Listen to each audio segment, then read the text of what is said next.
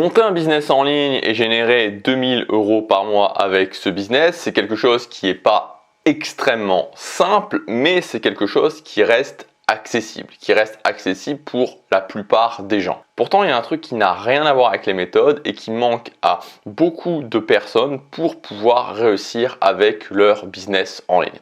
Ce truc, et c'est un sujet qui est un petit peu plus développement personnel, mais j'avais envie d'en parler aujourd'hui, cette chose-là, c'est simplement, mais c'est quand même déjà beaucoup, le fait de croire en soi. Et c'est ce que je voudrais te dire aujourd'hui. Tu dois impérativement croire en toi. Parce que, tu vois, il y a une réalité qui est assez difficile à vivre, c'est que quand tu démarres, en fait, quand tu lances ton business, quand tu lances ta chaîne YouTube, il n'y a personne qui va vraiment croire en toi. Et c'est souvent ça qui est un petit peu difficile. Et en fait, tu vois, c'est quelque chose qui est très humain, qui est tout simplement, qui est vraiment dans la psychologie humaine, c'est le fait que quand tu n'as pas déjà du succès, c'est-à-dire quand on ne voit pas, par exemple, beaucoup de preuves sociales, le fait que tu aies beaucoup d'abonnés ou le fait que tu aies beaucoup de vues, donc quand tu n'as pas déjà du succès, les gens vont avoir tendance à ne pas vraiment croire en toi, à ne pas vraiment croire en ce que tu dis ou à ne pas montrer vraiment d'intérêt, même si ce que tu délivres est de qualité.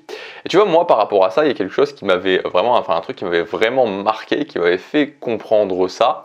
Donc ça remonte au temps où, voilà, il y a vraiment plus de 10 ans en arrière, où j'essayais de monter un groupe avec un ami. Et en fait, tu vois, je me souviens d'un exemple très précis. Il y a il y a un groupe qui s'appelle toujours The Red Jumpsuit. Donc c'est un groupe un petit peu punk, on va dire, punk au sens large. Et ce qui était assez marrant avec ce groupe, ils ont eu un très gros hit, tu vois, un hit qui a passé les 100 millions de vues sur YouTube, qui s'appelle toujours Face Down. Donc c'était un petit peu avant 2010, je crois.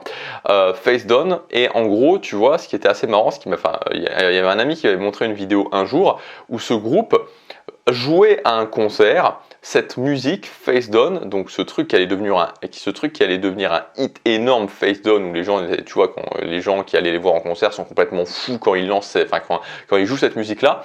Et là, ce groupe, donc avant d'être connu, ils avaient déjà cette musique-là et il l'avait joué. Donc là, c'était un petit concert que ce groupe faisait et il jouait cette musique-là. Et tu voyais dans la salle, en fait, personne n'en avait rien à foutre, tu vois. T'as les gens, tu vois, comme dans les petits concerts, tu vois, de village ou les fêtes de village ou les fêtes de ville, où t'as les groupes qui jouent et personne s'intéresse, ils sont là, ouais, c'est des gens qui sont pas connus, c'est pas connu, donc finalement on s'en fiche. Et ensuite, tu vois, je crois que c'était moins d'un an après, ils sont devenus connus. Cette musique, elle a fait le tour du monde. Cette musique, ça a vraiment été leur plus gros hit. Et même à ce jour, c'est toujours leur plus gros hit. Et c'est le paradoxe, tu vois, la même chose, exactement la même chose, la même musique, juste parce qu'à un moment donné, il y a du succès, tout le monde s'intéresse à eux et que donc, voilà, d'un coup, ça devient un truc énorme. Et avant, personne s'y intéresse. Donc ça, c'est quelque chose qu'il faut vraiment comprendre dans la psychologie humaine. Et tu vois, c'est pas à se dire c'est bien, c'est pas bien, ça sert à rien de se dire les gens sont des imbéciles. Non, tu vois, c'est comme ça, c'est pareil pour tout le monde. C'est que on a cette tendance, quand il y a des gens qui s'intéressent à quelque chose, plus s'intéresser à cette chose-là que quand il n'y a personne qui s'y intéresse. Et c'est ça toute la difficulté finalement, et c'est ça un petit peu toute cette traversée du désert, tu vois, que tu peux avoir dans le monde de la musique, mais que tu as aussi dans le monde du business en ligne, parce que c'est quand même une activité qui est, moi je trouve qu'il y a beaucoup de ressorts artistiques dans cette activité du business en ligne, même si c'est de l'entrepreneuriat, tu vois, dans la création de contenu. Et donc ce qu'il faut retenir, c'est que quand tu vas te lancer, quand tu commences, tu vois, il y a peu de gens qui croient en toi. Et cet effet-là, il est vraiment très important. C'est-à-dire que tu peux avoir l'impression de faire des choses et que finalement, ces choses-là n'intéressent personne. Et donc le seul moyen d'aller au-delà de ça, c'est le fait que toi-même, tu crois en toi. Tu dois impérativement croire en toi. Tu dois croire en ce que tu fais. Tu dois croire à la qualité de ce que tu fais. Tu dois croire vraiment à la philosophie que tu développes. Et ce message que je te délivre aujourd'hui, c'est un message qui est un petit peu plus développement personnel, bien sûr. Mais je pense que c'est important parce qu'il y a beaucoup de personnes qui se retrouvent démotivées à certains moments parce qu'ils se disent, tu vois, je produis du contenu, j'ai l'impression que c'est du bon contenu, mais voilà, les gens ne croient pas en moi, il n'y a pas d'intérêt, il n'y a pas vraiment d'engagement, alors que des fois, tu as des gens qui sont super bien installés et tu te dis, ils produisent du contenu qui est beaucoup moins bien, ou en tout cas, tu as l'impression que c'est moins bien, et tout le monde trouve ça génial, tout le monde applaudit, et tu vois, il y a un petit peu ce phénomène-là, mais ce que je veux dire, c'est que c'est normal, voilà, c'est normal. Continue, concentre-toi sur le fait de continuer. N'oublie jamais qu'avec la régularité, tu finis par y arriver. Il faut jamais, jamais, jamais oublier ça. La régularité ne veut pas dire qu'il faut faire n'importe quoi, mais la régularité veut dire que en continuant et en te posant des questions, tu vas finir par ajuster, tu vas finir par trouver la bonne solution.